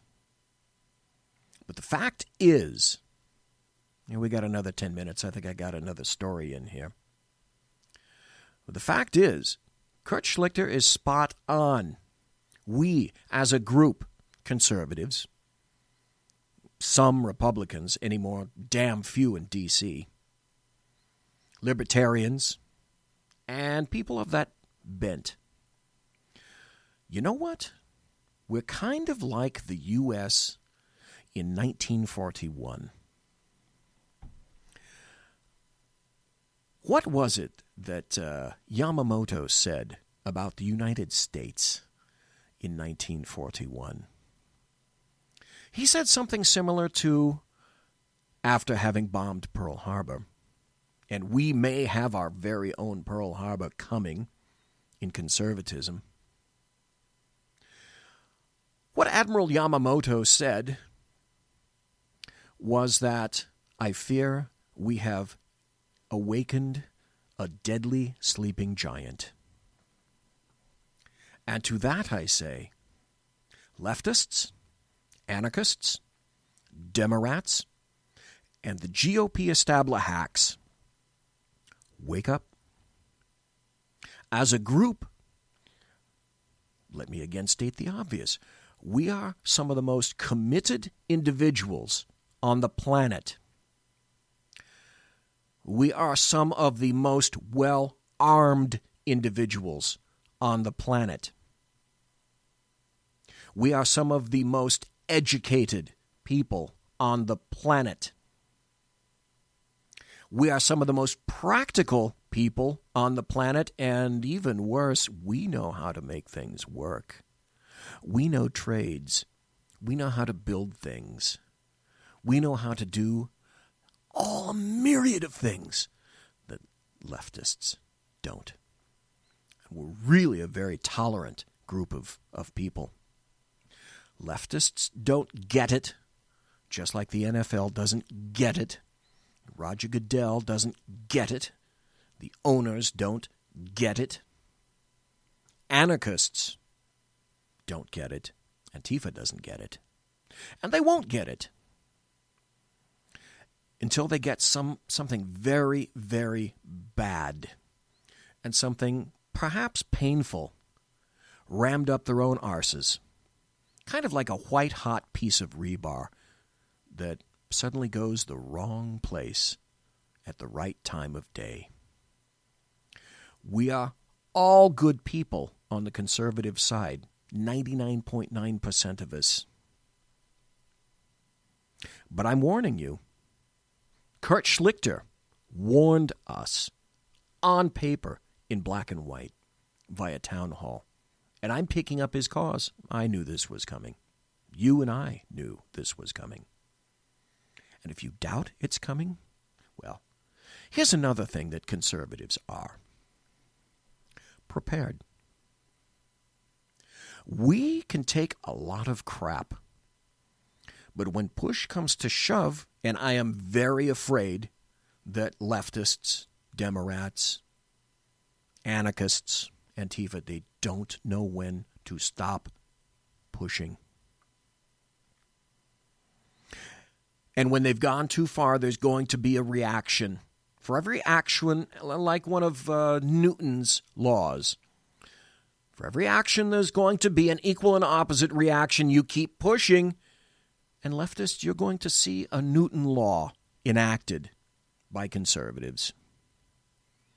I pray it doesn't happen. I really do. Because this is overall a really good nation. It's an amazing experiment in history. A nation unlike any other. And it's lasted since 1776. And yes, it has a history that, yep, we've made some wrong turns along the way. You show me a nation, any nation on this planet, that hasn't. You show me a nation this large that isn't interested in taking the land that we, or in keeping the land that we take. You show me another nation that is willing to go to war for other people to defend other rights, not our own. You show me any other nation that has a foreign graveyard as big as that of Americans on Normandy. You show me that nation. I am pushback.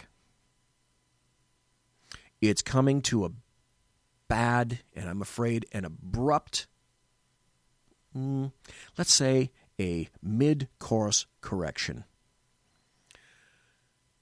Can it be changed? Well, Kurt Schlichter says, gird your loins, it's a-coming. And I say, gird your loins, It's a-coming. Why would you not want to be prepared?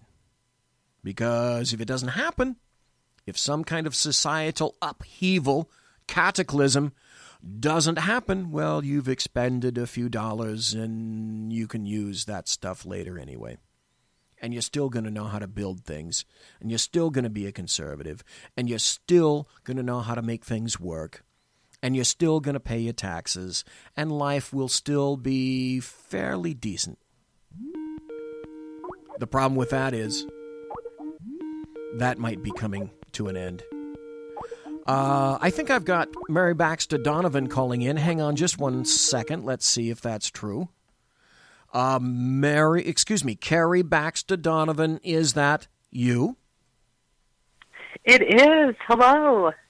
Hello. You called a little bit early. I was bloviating like the did I? Yeah, like the Zeppelin Well, that I've been I am, but listening. that's okay.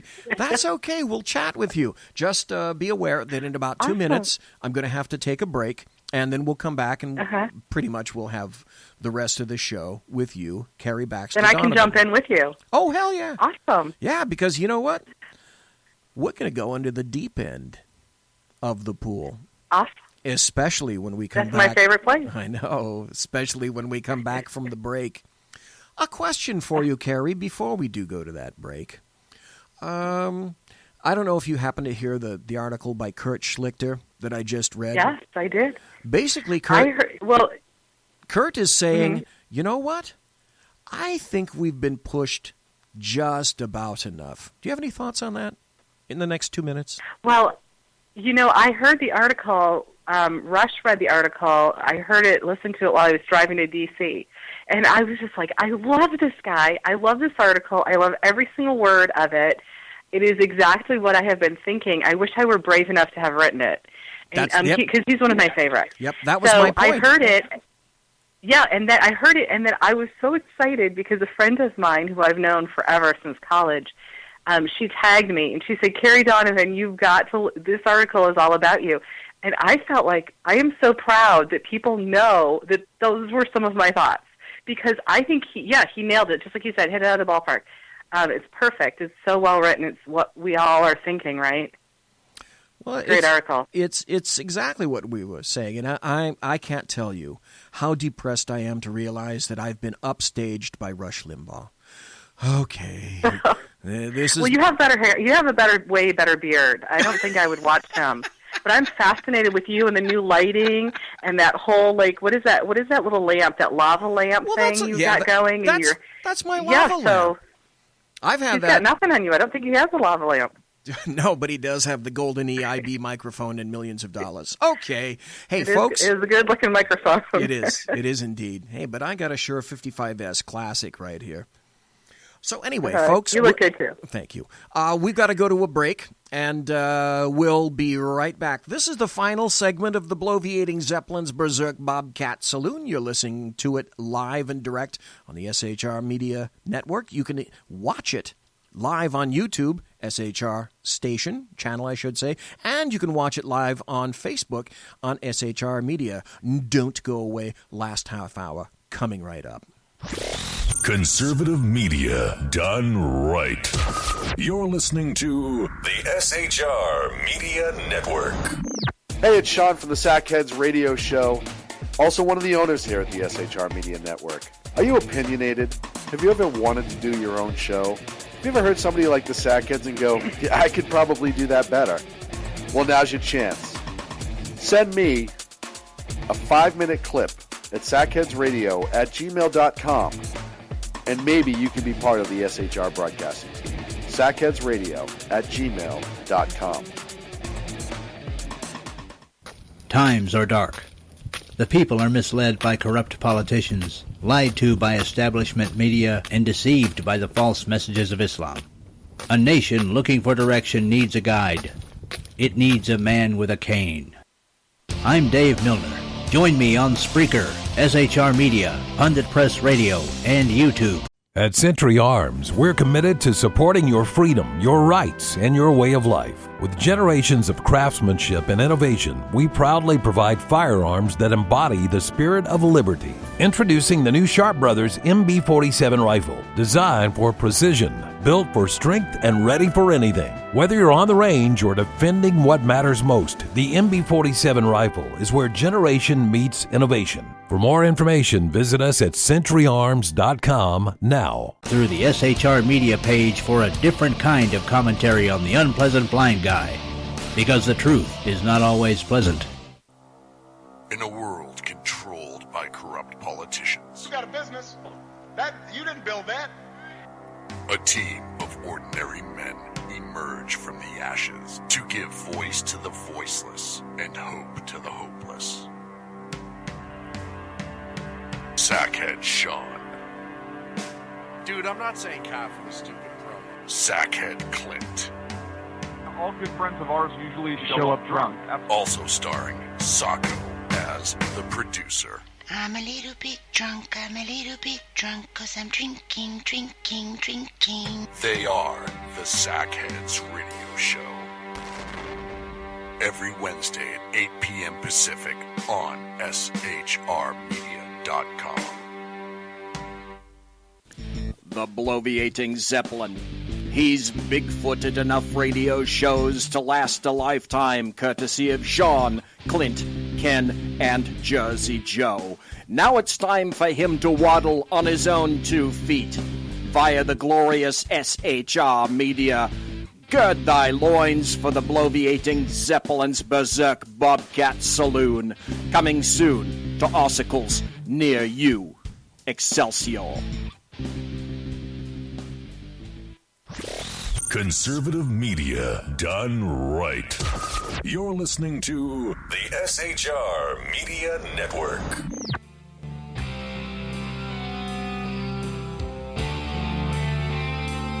And we're back.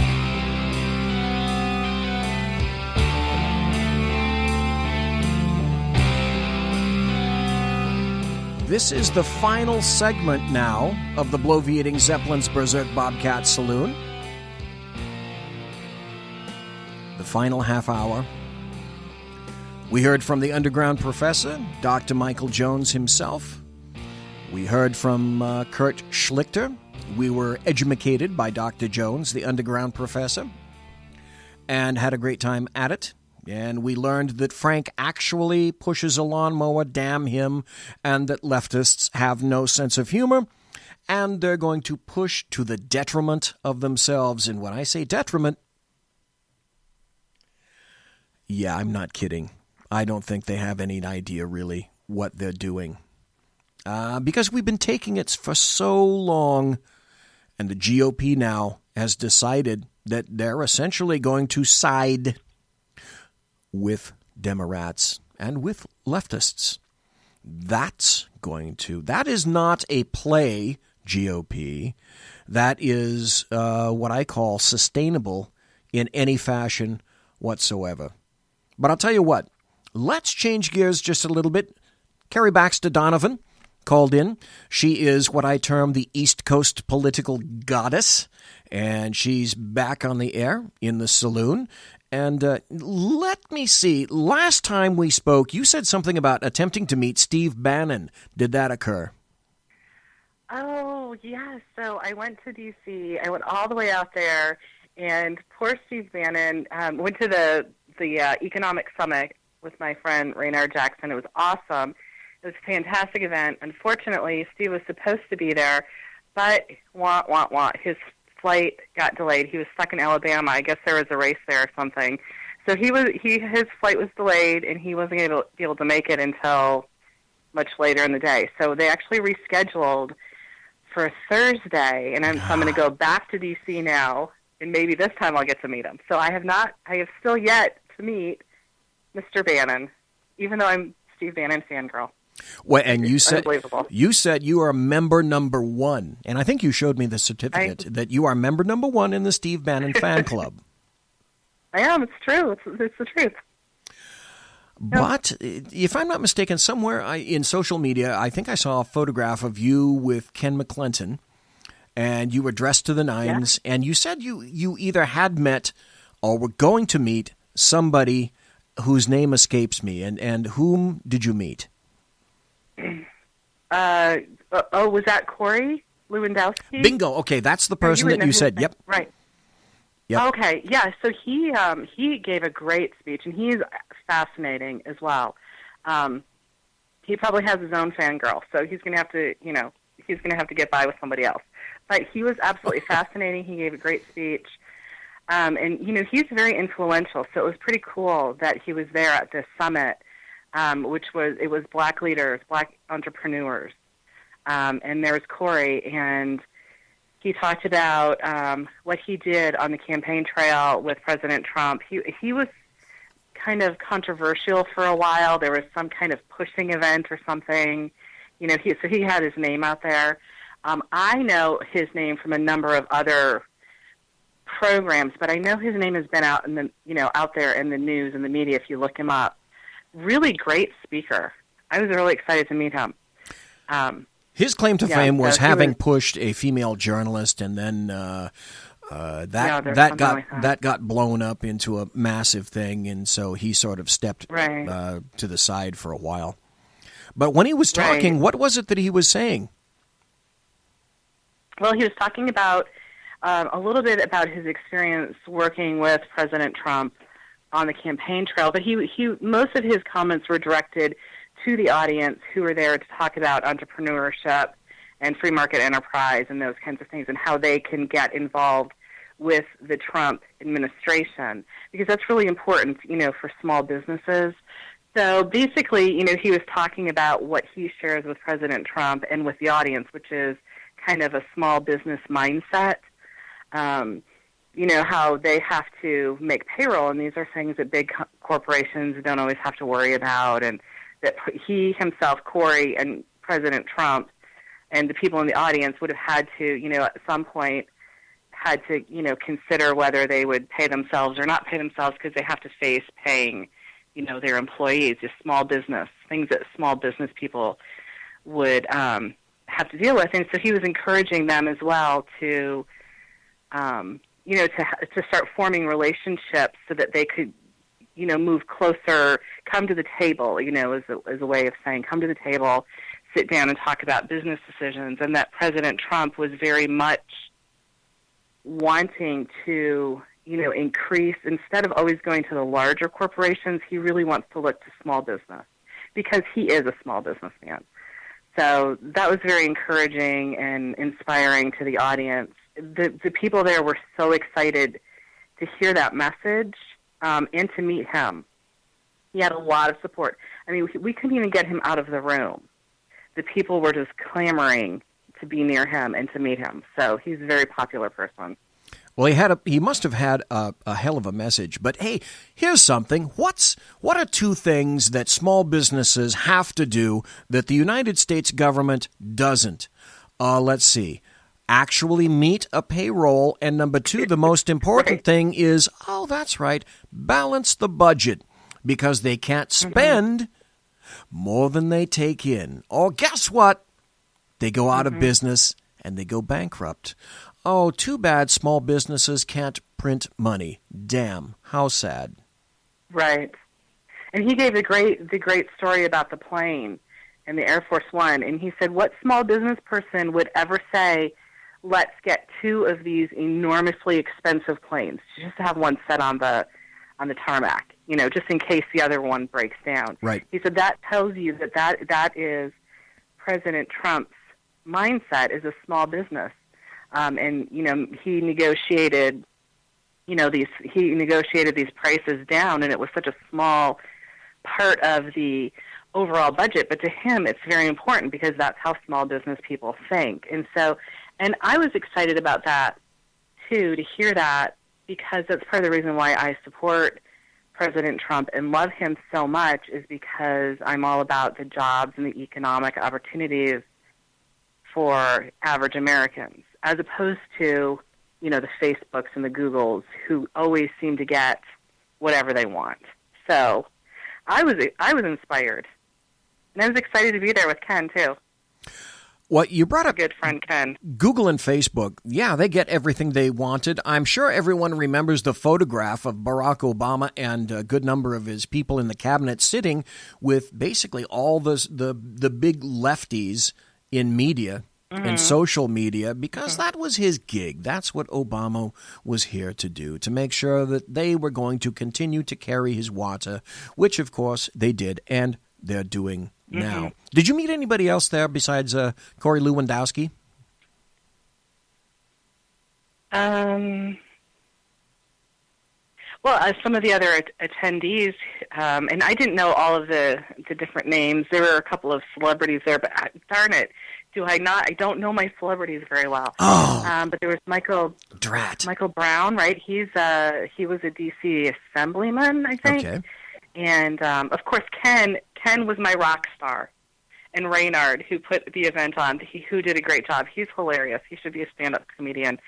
And let's see. Oh, there were some very nice men from Alabama who came in just to support Raynard. There was a very tall woman who was a basketball player.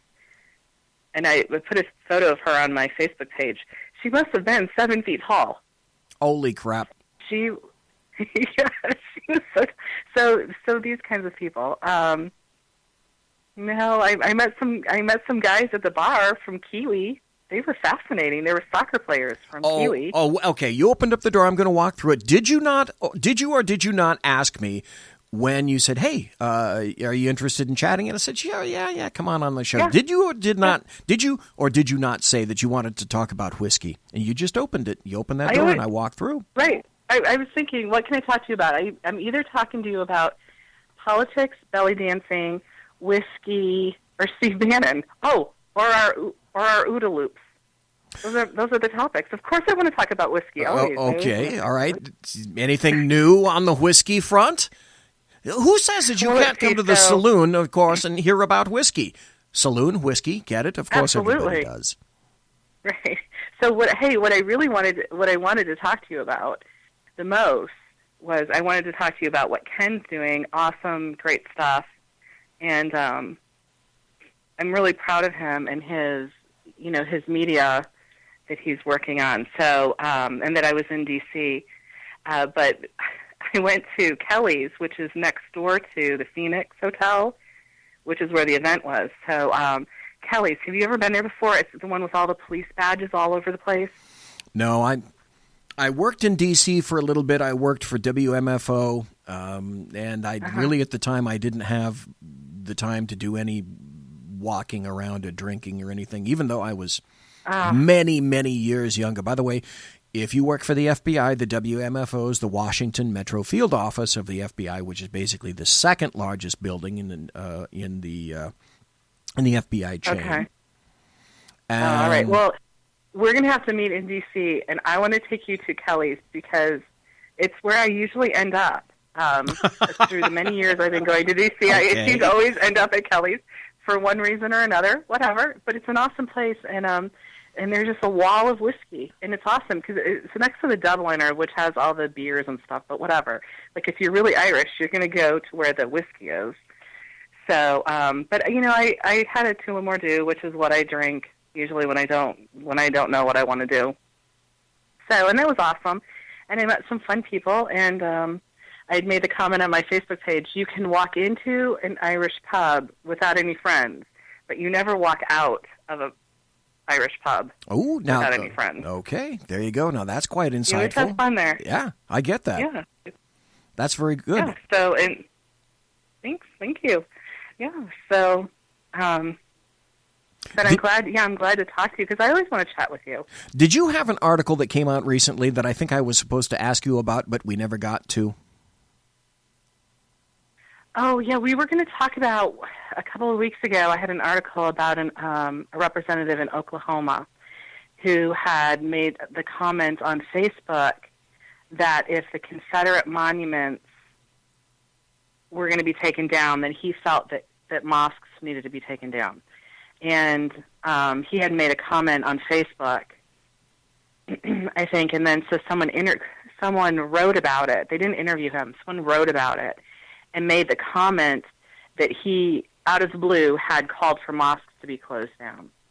And so that was making the social media rounds. When I saw that, I thought, I'm going to call him and I'm going to ask him about this. And that was the article that I wrote that was in Big League Politics a few weeks ago when we were going to talk about that, and then something came up. I forgot what it was. Yeah, it was but I had probably an article come out today. It was probably me. It was probably my fault, and it probably had something to do with technology that I screwed up. Okay. So Oh, pretty okay. much. Well, that sounds good. We Yeah. should run with that then. Yeah, pretty much. It's all Sounds good. it's all going to be my fault. At Century Arms, we're committed to supporting your freedom, your rights, and your way of life. With generations of craftsmanship and innovation, we proudly provide firearms that embody the spirit of liberty. Introducing the new Sharp Brothers MB-47 rifle, designed for precision, built for strength, and ready for anything. Whether you're on the range or defending what matters most, the MB-47 rifle is where generation meets innovation. For more information, visit us at centuryarms.com now. Anyway, it's my show, my fault. That's how it goes. So when you talk to this guy, what did he say? So when I called him and I asked him, hey, do you have a statement about this? And he said, yes. He said, this is my statement. Basically, he said the media just writes whatever they want to write. Okay. It's basically their commentary, their opinion, and then somebody else will pick it up and write it as if it's news. It's someone else's opinion. He said, nobody ever called me to ask me what my statement was. And he said, I want to specify to you that what I said was if monuments have to come down, then mosques should have to come down. And he was a veteran, or he is a veteran. He served, and he had, logic and a reasoned, well thought out reason why he felt this way. And it was, he said, if these things trigger, if Confederate monuments trigger citizens and can trigger leftists, then why do we not have the conversation that mosques could trigger veterans? And so I chatted with him for a while. Really great, nice guy from Oklahoma, and he really opened my eyes to the idea of, oh yeah, why don't we talk about that? That mosques, one of the points that he made was these are military compounds in Afghanistan where we served. We had special rules of engagement around these military compounds. Now we come back here and we have these military compounds. So why are we not talking about what kinds of things that could trigger in veterans who are suffering from post-traumatic stress, who might have been attacked from a mosque?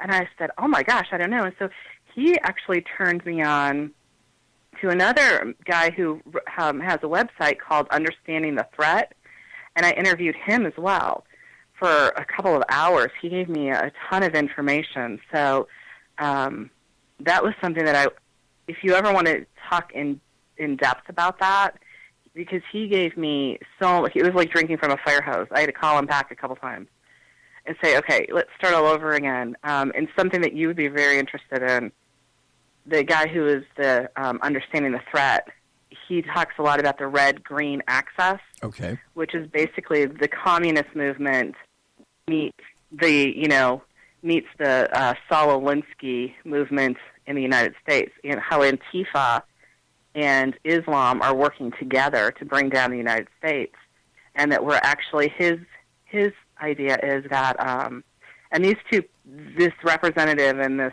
guy who has a website, they're connected. They work together a lot, and it's kind of their idea that we're in the last stages of this takeover by Islam, and that it goes all the way through McMaster and Kelly and the war in Afghanistan. And they pointed me in the direction of a lawsuit that was filed back in, I don't know, the 90s. And that was the foundation for a lot of their beliefs, this representative and this webmaster. A lot of their ideas on Islam, how Islam is building mosques in the United States and what they plan to do with it, how they plan to take over our government and our system through Sharia law, etc. So it was just like I made one phone call about this to this particular representative, and it just went into this week-long. I mean, I could just keep talking to you about it and pointing you where they pointed me, to show you the lawsuit. Right. And it was like Mueller, McMaster, all of these names that we keep running into currently, who were the problem covering up this lawsuit, we're having problems with now, right? What we call the deep state. And that was kind of an Alice in Wonderland week for me, following those two stories. But it started with that one. If Confederate monuments trigger leftists, do mosques trigger veterans? Well, that was one small element of it that apparently you wrote about. But I have to ask you this, since you opened the door, you're talking about the lawsuit, and you're indicating how all of these things tend to dovetail together. Do you plan on writing another article about all of the information? In other words, you walked through a door and you were expecting to go one way, and then the next door you walk through, this massive coliseum is before you. So do you plan to take some of that information and write another article, if nothing else, about the lawsuit and how maybe all of this is linked? Yeah, so I have been working on the article about McMaster and the Understanding the Threat. And so who's publishing my articles is Patrick Howley over at Big League Politics. Okay. And he's awesome. He's I can't even believe that he would actually take the time to read anything that I wrote. Like, his level of cred blows me away. And then he has a writer, Cassandra Fairbanks, and she's amazing, and she has a really big following. And then, they have, like real writers, really, like, well-known people writing for this. How I ended up there, I'm not quite sure, to tell you the truth. So anyway, the article, if I could, present it to Patrick and get it worked up right. Because remember, I'm just really just a mom. So I'm just kind of a citizen journalist, citizen photographer. It's so complex. It sounds easy, like I could, to just go and write, maybe for people like you. But what happens to me is I get overwhelmed. There's so much. Like, how do I make sense of this? I wish I could write like the guy with the normals. I wish I could write like that and make it interesting. But I'm trying. So the bottom line is I'm trying, and hopefully if I can get it up to the level of what Patrick would have over there, he might put it up, hopefully. Well, I'd like to hear about it. Now, I guess I know for a fact Dave Milner knows this particular name that I'm going to throw out. Peter Townsend. Dave, I'm sure you know who that guy is. And maybe from who? His name is Peter Townsend, and he writes about Islam. Oh, right, yes, of course. From he's got a group. Okay, I know who he is. Mm-hmm. And he's written a couple of books, and I'm sort of attempting to get back and forth to him out of the blue. Now, I sent him some tweets, and I follow him. He didn't follow me, and I've offered to say, and he sort of ignored me. And I've said, I'd love to have you on the show. And then all of a sudden, 2 days ago, Peter Townsend follows me on Twitter. Exciting. I don't get it. So anyway, I sent him a message, so I'm waiting to see if perhaps I can get him on the show, and we can talk about some of his books and some of the things that are going on in Islam, because there's so much going on these days. You cannot afford in today's society to wear blinders with regards to all of the things that are occurring around us every day. Now, you mentioned something very interesting. And I'm going to have to pick this up, and this might be sort of the semi-last thing that we talk about tonight. And folks, if you don't know, we're talking to Kari Baxter Donovan from the East Coast, and I quantify her as the East Coast political goddess because SHR has used her talents before to weigh in on various political activities that have occurred in the past. And we're talking to her about all things, well, what the hell, whiskey and otherwise. But you mentioned something that I think is, these days, extremely important. You talked about a citizen journalist. And I might submit to you that a lot of the things that are coming from, quote, citizen journalists are have every bit the veracity that major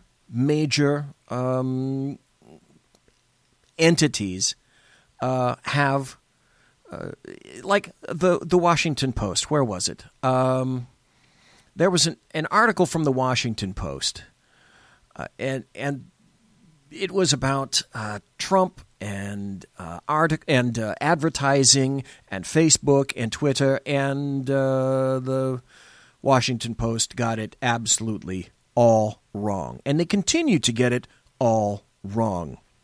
And the people that are getting things right, and this is why journalists are, A, they're fake news, B, they hate to be called fake news, but finally it's getting to the point where we're calling them out because we're not taking their bullshit anymore. You're a citizen journalist and you're getting your things published. I just started a blog in 2004 and I'm getting my stuff out. Now I've got a radio show. Anybody, as long as you're getting the information out, if you're armed with a pen, if you're armed with a reporter's notebook, if you've got a cell phone, if you've got a GoPro, and you're attending something, absolutely, you can be a journalist, and that's what I call the American media maggots. You're what they hate. And they hate you. They do hate me. They do hate me, and I think that I've been talking about the power of citizen journalism for a long time, back since we talked about this, I think, too, a while ago. Andrew Breitbart, who that was really he was the one who really helped me cement those ideas of going from blogging or commenting on a message board, for example, on Free Republic, this is where that conversation came from going from message boards such as Free Republic at the time back in the Bush election, Bush-Gore, to what is called a citizen journalist. And that's what I really want to do, is encourage other people.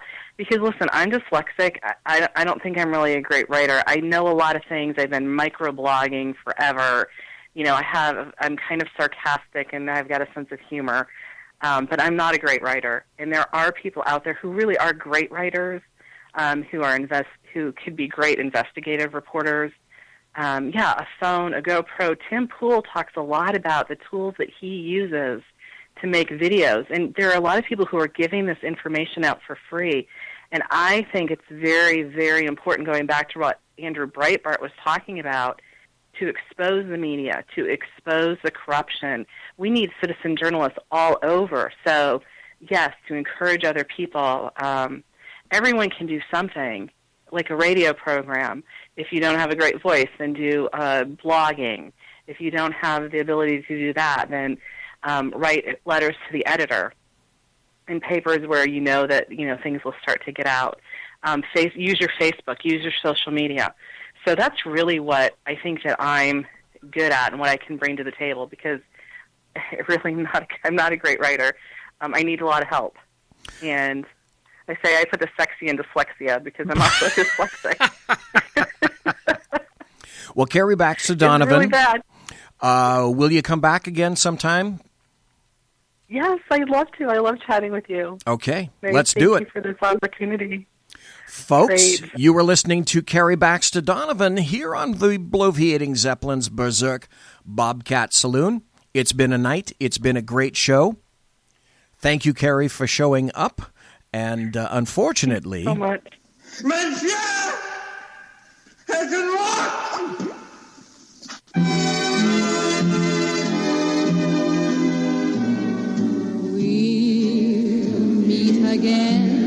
We will meet again. Ladies and gentlemen, boys and girls, children of all ages, thank you for listening to the Bloviating Zeppelin's Berserk Bobcat Saloon here on the SHR Media Network. You want to contact me, you'll find me on Twitter at BZEP, on my blog at bloviatingzeppelin.net, Facebook, Bloviating Zeppelin, and you can send me an email, bz at shrmedia.com.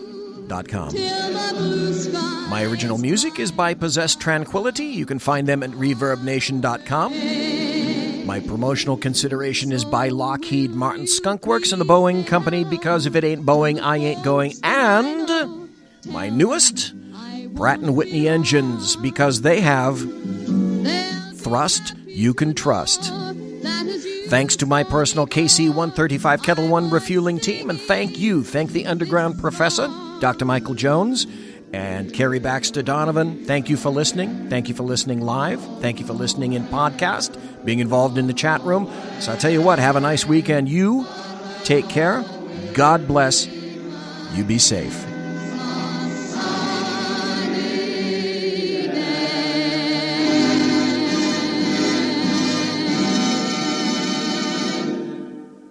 Everybody quiet down now and get some sleep. Good night, everybody. Good night, Mama. Good night, Ben. Good night, everyone. Good night, Mama. Good night, Daddy. Good night, children. Good night, Daddy. Good night, Elizabeth. Good night, John Boy. Good night, Jim Bob. Good night, Jim Bob. Good night, Jim Bob. What's going on? I was asleep. What's everybody doing? Good Good night, Jim Bob.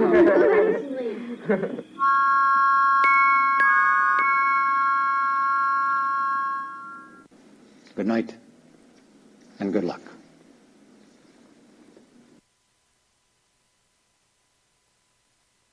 At Century Arms, we're committed to supporting your freedom, your rights, and your way of life. With generations of craftsmanship and innovation, we proudly provide firearms that embody the spirit of liberty. Introducing the new Sharp Brothers MB-47 rifle, designed for precision, built for strength, and ready for anything. Whether you're on the range or defending what matters most, the MB-47 rifle is where generation meets innovation. For more information, visit us at centuryarms.com now.